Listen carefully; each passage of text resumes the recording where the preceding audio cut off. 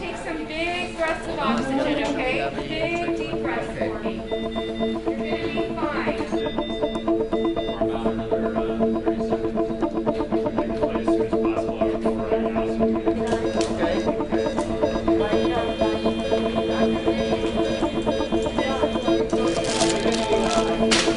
CPR, do you feel comfortable starting CPR? Toxicity, he felt some ringing in his ears before he was undergoing a MAC, and fracture to atrophy, so we get him out of now. He's intubated him, he's under MAC initially. He's got it on right here, I just got it in the All right, you guys, that's a wrap. Please go directly to the debriefing room. We will clean up.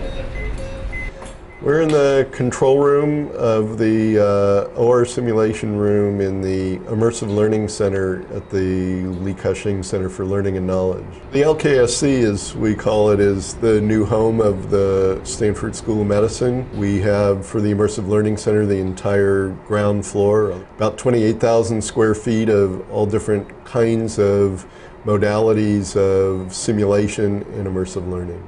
Simulation has lots of advantages.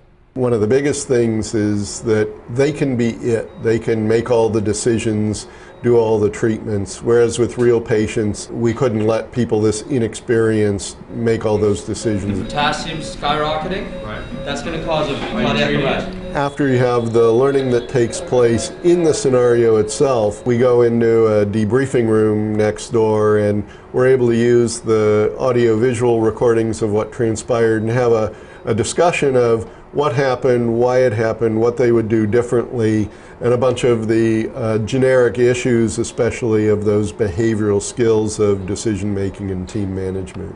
What would you do now after saying that? So, I mean, the first thing I did was I gave him Neo to try to... Psychologists have a term for exposing people to stress in a controlled environment so that they get used to it, and the term is stress inoculation. That you're preparing them to know how to work under stressful conditions. We can do that in this environment so that when it happens with a real patient, they're more used to that.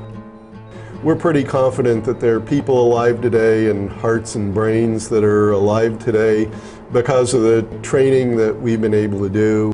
There's a saying, whoever saves a life, it's as if you've saved the entire world. So those of us working in simulation feel good that we're pretty sure we've saved a few lives and therefore saved the entire world a few times over.